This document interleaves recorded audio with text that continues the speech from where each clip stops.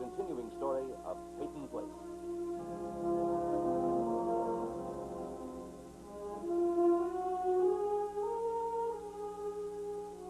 Starring Dorothy Malone as Constance Mackenzie, Ed Nelson as Michael Rossi, Ryan O'Neill as Rodney Harrington, Barbara Parkins as Betty Anderson, Tim O'Connor as Elliot Carson, Christopher Connolly as Norman Harrington, Patricia Morrow as Rita Harrington, James Douglas as Stephen Cord.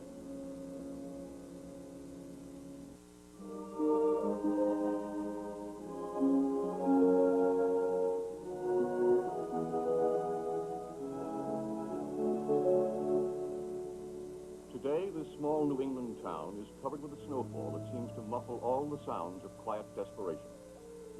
Rita Jacks Harrington and her husband Norman want to shout, although Norman stepped into a bitter argument between Lee Weber and the blind Chris Weber, only to be accused of intrusion. The irony has left a bitter taste. Because I'm mean, little kid, and this is my territory, not spraying on you guys. Here, there's a guy on my dog.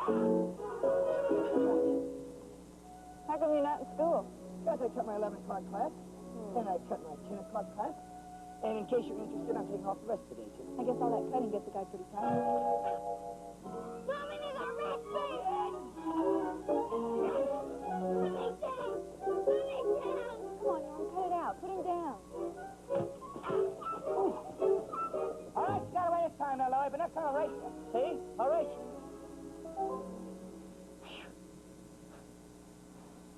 Hey, Norm, are you bored with school? Yeah, the boys and I thought we'd pull another little job today. You want to come along, Rosie? You can't be serious. Okay, I'm sorry. I just got tired of sitting around listening to some guy lecture about the rise and fall of something or other. Aren't your finals coming in pretty soon? I mean, the semester's almost over. Yeah, but nothing to get through today. Are you still bothered about last night? No. Yeah, I'm bothered about it. Chris had no right to sound off like that. But Norm... What? Well, maybe Chris is right. Maybe it is a family thing. You just should stay out of it. Is that your thinking or your mother's thinking? Well, I agree with her. I see. Then if Lee Weber is beating up his brother, his blind brother, and I just happen to be standing around, I should just turn around and walk the other way, right? Mother said you started it with Lee, but you wanted to fight all along. Maybe so. And I suppose what happened between Chris and Lee was my fault. I don't know. Sometimes people go out looking for trouble, especially when they're upset about something else. Something they can't change or do anything about. What's that supposed to mean? Can't we just go back the way we were before? You going to class and studying? And forget that my mother was imbalanced? And stop running around beating up people to get it out of my system? Look, you're getting everything mixed up. I just want you to stay out of Lee Weber's way. Sooner or later, he's going to hurt somebody. Again. And I just don't want it to be you. In other words, just don't get involved. Well, that's the way Chris wants it. If he doesn't want your help, why should you bother? Well, maybe I like butting in. I like being the big man. That's the way you and your mother figured, isn't it? Oh, Norm, I didn't say that. I just don't want you to stick your neck out. Okay. I'll keep my hands off, my neck in, and be a nice, normal guy. Any other advice? You want some lunch? No, thanks. I'm not hungry. Are you going back to class? Maybe. I don't know. Look, I'm sorry. I know I've been rough to live with lately, but I'm sorry. I guess I'd better get this back. See you later. Yeah.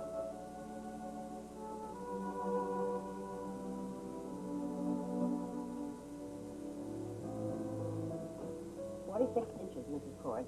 What? Well, I just written out of the upstairs window.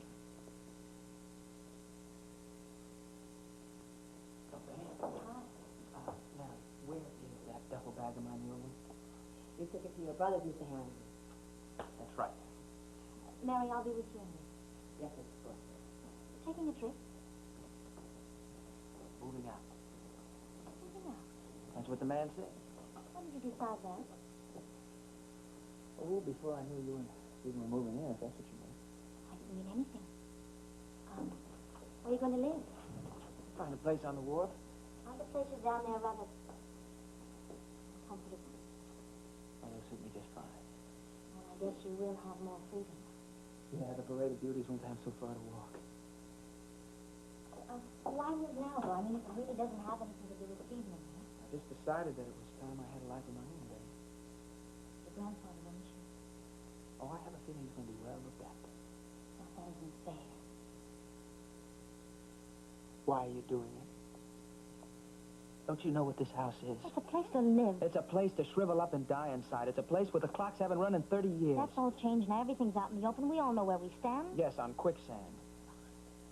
You know, Betty, I really admired you and Stephen when you broke away from this place. When Stephen told Grandfather he could take his mill's legal work and chuck it in the river. I said, now there's a guy doing something that I could never do. And he's smarter than I'll ever be.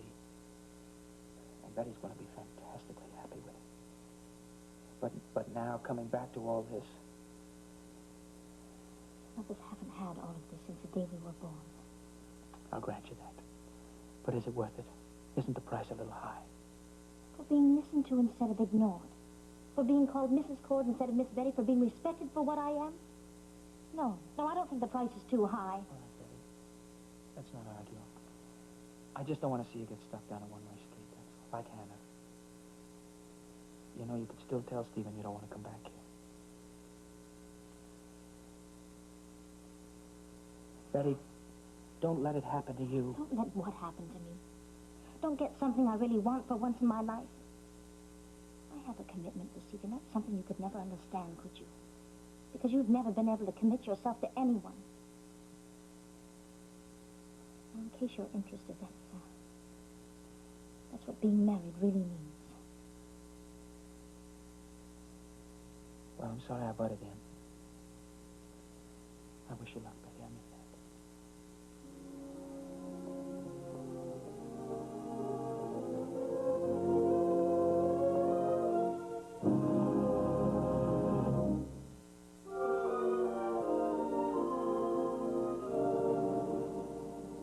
Oh, he's fine, Mike.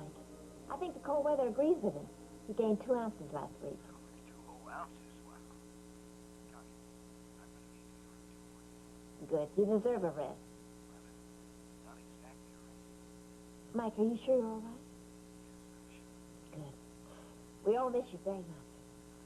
Bye. Oh, Mike! Oh!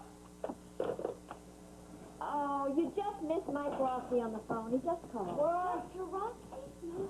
When's he coming back? It'll just be a couple more days. Well, how is he? How does he sound? Relaxed. Did he ask about me? Indeed he did. He wanted a full report. I told him you were doing just fine. So fine, in fact, I was able to open the bookstore a week earlier than I thought. Well, that's why we're here, to help celebrate the grand reopening. Oh, Elliot, you even brought Matthew.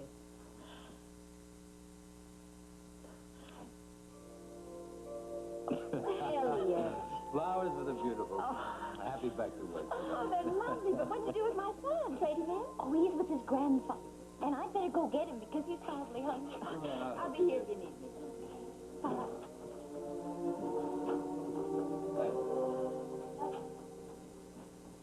Oh, Elliot. Isn't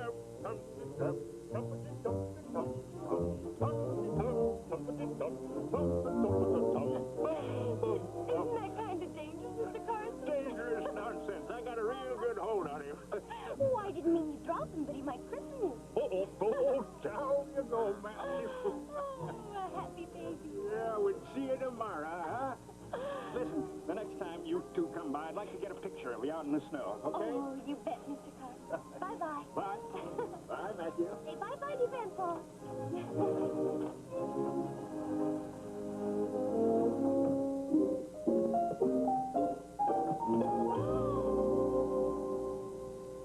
Woman driver. Sorry, but I didn't see you. Where you off to? We're going home. Would you like to have some coffee with me? Well, I'd like to, but it's time for Matthew's feeding. Well, don't you carry a spare? A bottle? Well, yes, I did put one in here. They can heat it up for you in the drugstore. All right. May I drive?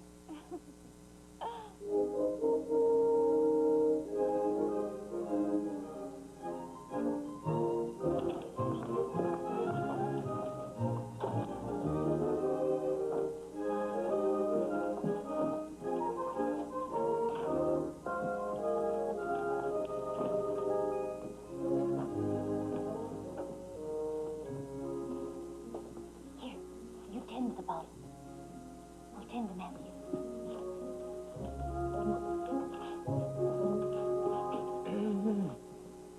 You want a little chocolate syrup in that, right? Okay, Rita. Here, I'll heat it up for you. Listen, when you get a chance, 2 cups of coffee over there, please. Thank you, darling.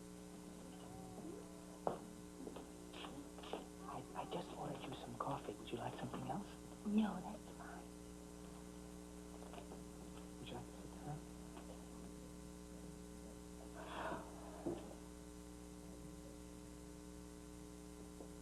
A nickel for your thoughts.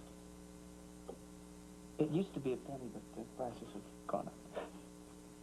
Oh, I was just thinking about... You see, we went over to see Mrs. Carson at the bookstore, and she was on the phone with Dr. Rossi. Oh, how is he? He's fine, I guess. At least I hope so. You hope? Well, I'm kind of worried about him. Whether he'll be able to get over what happened to the girl he was going to marry. Rachel, if there's one man you don't have to worry about, it's Mike Rossi. He can take care of himself. But I guess it doesn't do me very much good to tell you that. We all have our hang-ups. Hang-ups? Problems.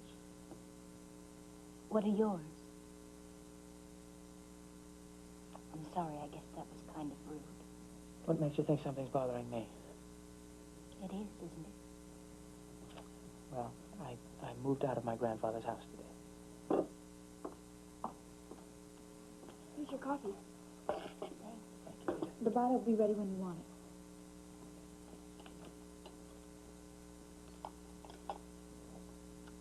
Well, if it bothered you, then why did you move out? I just decided I had to go, and that was that.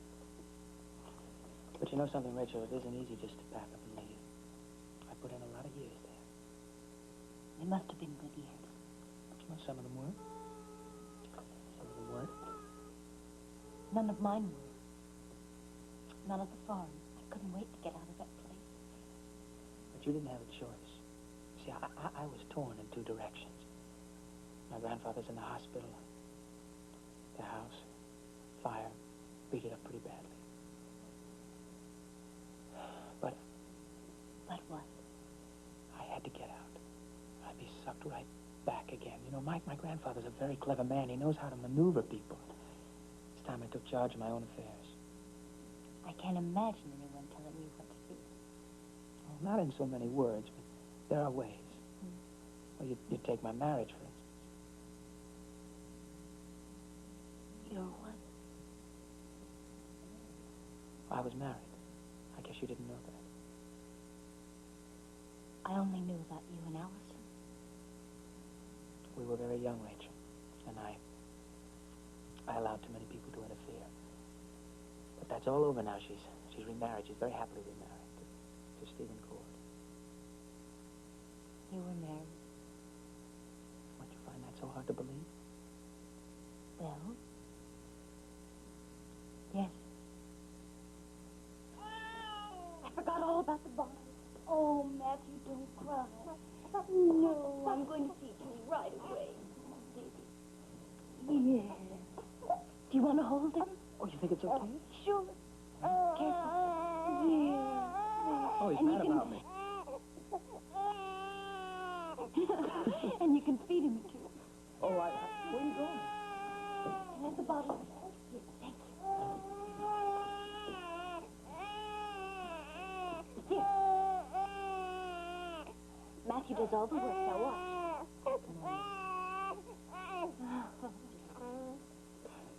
Not bad, huh? You know, he's a pretty cute little guy. Does he look like his sister? Like Allison? Oh, no. He's dark, and Allison was light. He looks more like his daddy, like Mr. Carson. I think he's beautiful. No, boy babies aren't beautiful. Why did you take it out? Well, don't we have to burp him or something? No, not yet. The fellows at the garage should see me now.